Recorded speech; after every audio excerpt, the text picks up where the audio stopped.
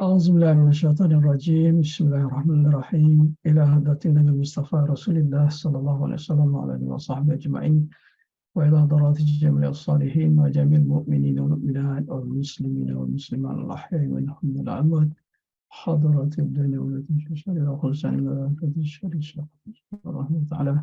الفاتحة. أعوذ بالله من الشيطان الرجيم. بسم الله الرحمن الرحيم. الحمد لله رب العالمين الرحمن الرحيم مالك يوم الدين. إياك نعبد وإياك نستعين اهدنا الصراط المستقيم صراط الذين أنعمت عليهم غير المغضوب عليهم ولا الضالين آمين.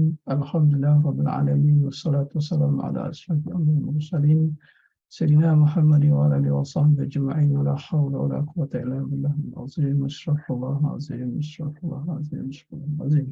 السلام عليكم ورحمة الله وبركاته.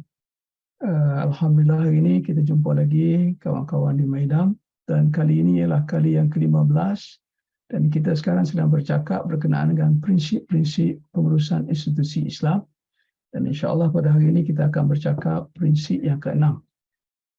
Sebelum pada ini kita dah bercakap 5 prinsip. Hari ini sampai kepada prinsip yang ke-6, iaitu peralatan.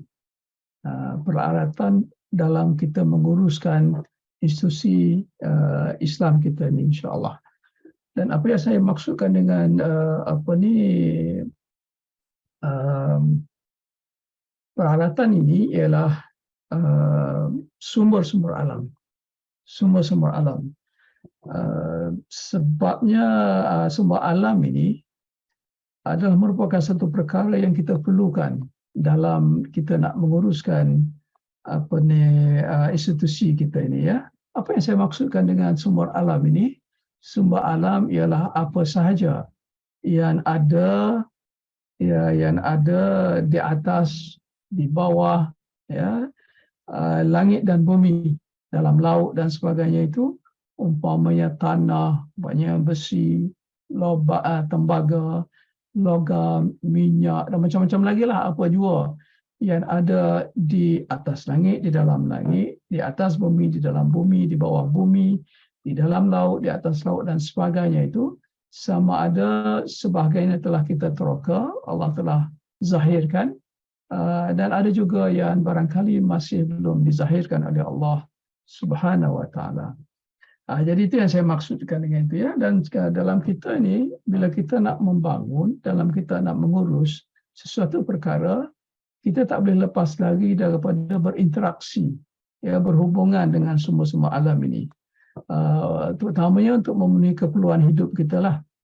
Kalau dalam ekonomi ini memang adalah sumber alam ini, dia gunakan istilah inputs. Misalnya dalam nak mengeluarkan sesuatu perkara itu kena ada inputsnya, ataupun ada juga penulis-penulis yang istilahkan sumber alam ini sebagai faktor-faktor pengeluaran. Ataupun kalau kita lihat dalam penulisan Marxis dan Neo-Marxis, dia gunakan istilah alat-alat pengeluaran, means of production.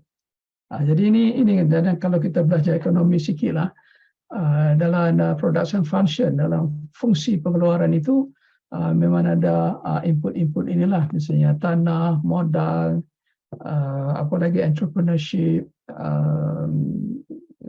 labor dan sebagainya itu. Kita ada itu. Itu yang saya maksudkan dengan peralatan itu, ya. Dan begitulah juga sumber-sumber alam ini memang sangat diperlukan dalam kita menguruskan institusi Islam. Dalam institusi Islam ini, sama ada dia datang dalam bentuk raw material, dalam bentuk bahan-bahan mentah, ataupun dia datang dalam bentuk finished product, produk yang telah ini. Misalnya contoh, kalau raw ni macam kita nak buat pejabat kita, mesti ada tanah. Jadi kita berinteraksi dengan tanah. Kemudian kita nak tanam pokok, berinteraksi dengan pokok, dan juga dengan perkara-perkara lain. Dan pada masa yang sama nak buat bangunan, kena ada besi, kena ada tembaga, kena ada kayu dan macam-macam lagi lah. Dan ada finished product probably dalam bentuk teknologi, dalam bentuk komputer, dalam bentuk pen, dalam bentuk kertas, macam-macam lagi lah. Yang itu yang dipanggil finished product. Jadi artinya semua itu adalah daripada sumber-sumber alam, sama ada yang belum diproses ataupun yang telah diproses menjadi produk-produk akhir, ya, menjadi produk-produk akhir. Jadi bila kita menggunakan sumber alam ini untuk institusi kita, maka kita kena tahu hakikat sumber alam tersebut. Kita kena tahu hakikat sumber alam tersebut. Paling tidak kita kena tahu 3 perkara. Pertama, kita kena tahu siapa pemilik sumber alam itu. Yang kedua, apa hubungan manusia dengan sumber alam tersebut. Yang ketiga, apa fungsi sumber alam tersebut. Mari kita lihat secara ringkas ya. Pertamanya, kalau kita baca dalam Al-Quran, sumber-sumber alam itu pemilik mutlaknya ialah Allah Subhanahu Wa Taala.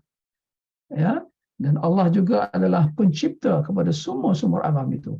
Sama ada yang besar-besar sehinggalah kepada yang sekecil-kecilnya. Jadi pemilik mutlak dan pencipta mutlak ialah Allah Subhanahu Wa Taala. So di situ ada tauhid. Dalam kita nak menggunakan sumber alam untuk institusi kita ini, ada tauhid di situ, dan kita kena sentiasa sedar bahawa pemilik mutlak, bahawa pencipta mutlak kepada sumber alam yang kita gunakan itu ialah Allah Subhanahu Wa Taala. Dan oleh demikian, apabila kita gunakan sumber alam tersebut, maka kita accountable kepada Allah Subhanahu Wa Taala. Kita bertanggungjawab kepada Allah Subhanahu Wa Taala, dan Allah berhak menyoal kita nanti di akhirat tentang apa yang kita gunakan itu. Sebab itu tak boleh salah gunakan sumber-sumber alam itu, sama ada yang belum diproses ataupun yang telah diproses. Hatta satu keping kertas pun tak boleh kita salah gunakan, kerana pemilik mutlaknya ialah Allah Subhanahu Wa Taala, dan kita akan ditanya oleh Allah tentang perkara tersebut. Kemudian kalau yang keduanya, apa pula manusia ini? Manusia ini adalah merupakan pemegang amanah kepada sumber-sumber alam tersebut, pengurus kepada sumber-sumber alam tersebut, sebagai pemilik sementara. Jadi kita kena jaga sungguh-sungguh sumber-sumber alam, peralatan-peralatan itu, kerana Allah telah serahkan kepada kita untuk kita jaga dan kita gunakan. Dan yang ketiganya ialah fungsi sumber alam itu. Kenapa Allah jadikan sumber alam itu? Kenapa Allah ciptakan sumber alam itu? Dan kalau kita baca dalam Al-Quran, kita dapati bahawa Allah mencipta sumber alam itu, kemudian Allah tundukkan semua sumber alam itu kepada manusia untuk manusia gunakan. Jadi Allah sengaja ciptakan semua sumber alam itu untuk manusia gunakan. Kenapa untuk manusia gunakan? Bukan guna untuk memenuhi keperluan hidup sahaja, tetapi Allah mahu kita gunakan sumber alam itu sebagai alat untuk membuktikan kepada Allah Subhanahu Wa Taala bahawa kita ini hamba Allah dan Allah itu adalah Tuhan. Jadi penggunaan sumber alam itu, sebab itu kena ikut syariah, kena ikut tasawuf, barulah kita dapat membuktikan kepada Allah bahawa dalam kita menggunakan sumber-sumber alam itu, sebenarnya kita mengabdikan diri kepada Allah. Sebagaimana Allah mahu kita, Allah menundukkan sumber alam itu untuk kita guna. Jadi semua alam ini adalah peralatan untuk kita membuktikan kepada Allah Subhanahu Wa Taala bahawa kita mengabdikan diri kepada Allah mengikut sesuai dengan perjalanan kita di alam ruh, sebagaimana yang telah kita bincangkan pada minggu-minggu yang lepas, insya-Allah. So, oleh demikian, jangan pandang ringan kepada alat-alat peralatan yang kita gunakan untuk kita menjalankan tugas kita di institusi kita ini, insya-Allah. Jadi cukup untuk setakat itu pada hari ini, insya-Allah. Kita akan jumpa lagi pada masa akan datang. Wallahu a'lam. Assalamualaikum warahmatullahi wabarakatuh.